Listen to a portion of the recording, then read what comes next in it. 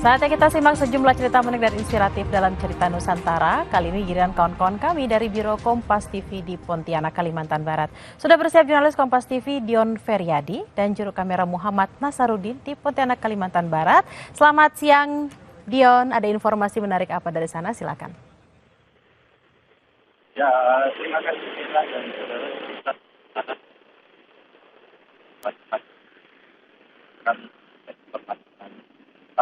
Cerita pertama saudara datang dari upaya melestarikan adat pernikahan suku Dayak Kanayan di Kalimantan Barat.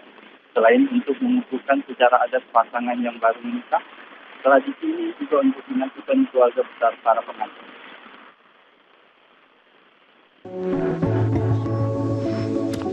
Pernikahan Dayak Kanayan diawali dengan pemberkatan di gereja. Selanjutnya digelar tradisi yang dinamakan adat pengantin untuk mengukuhkan secara adat pasangan yang baru menikah.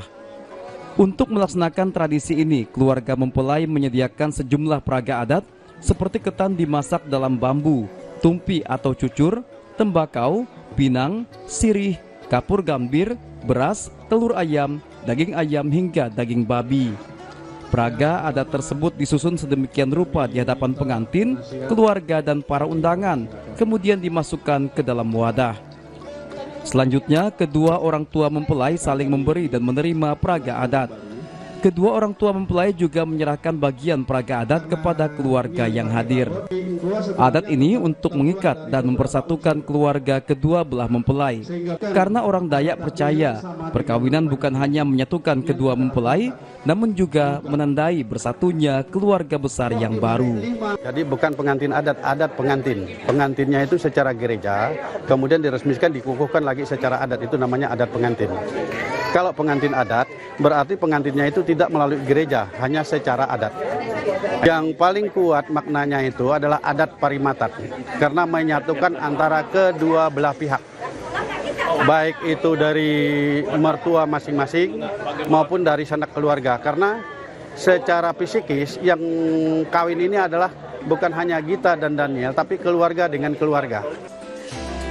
Identitas sebagai suku Dayak dan pelestarian budaya membuat keluarga mempelai tetap mengadakan adat pernikahan ini, meski saat ini tinggal di kota Pontianak.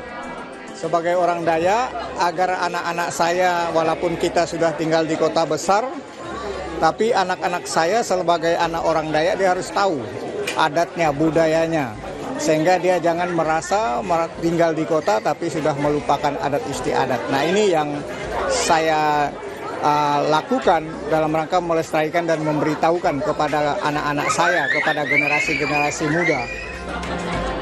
Adat ini juga sebagai cara berterima kasih kepada keluarga besar yang sudah ikut berupaya menyukseskan pelaksanaan pernikahan.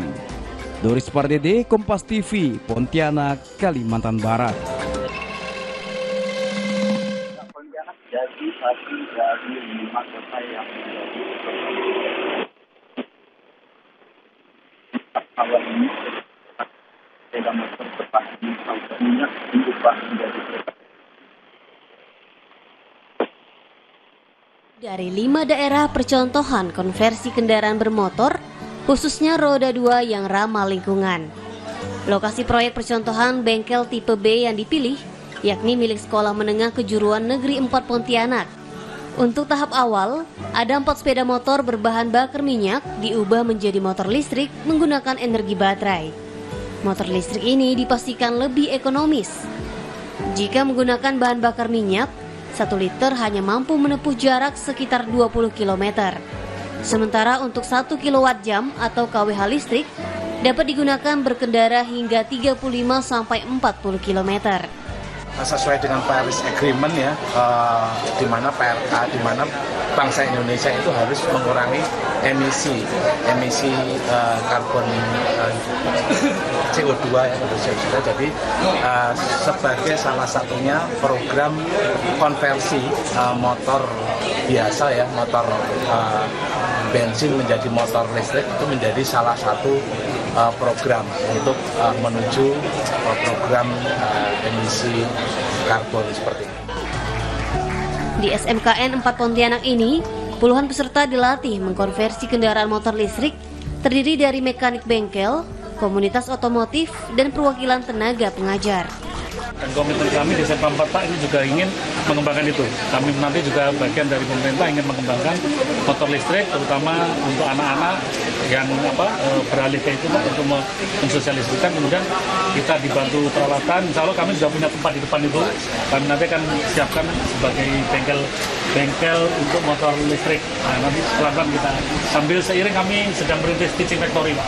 Factory dengan Honda juga bersama, kemarin dengan Toyota juga bersama, tapi intinya di kurikulum itu memang sudah harus menyentuh tentang TP, tujuan pembelajaran, maupun CP-nya sudah mengarah ke listrik. Biaya konversi kendaraan listrik paling tinggi mencapai 17 juta rupiah untuk satu kendaraan yang berkapasitas 110-150 cc. Sementara bagi masyarakat yang ingin mengubah sepeda motornya, bisa mendapat subsidi dari pemerintah sebesar 7 juta rupiah. Dion Setiawan, Kompas TV, Pontianak, Kalimantan Barat.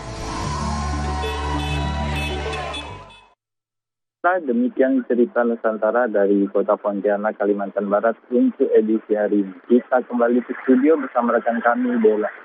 Baik, terima kasih Dion Feryadi dan Muhammad Nasarudin langsung dari Pontianak, Kalimantan Barat. Selamat bertugas kembali.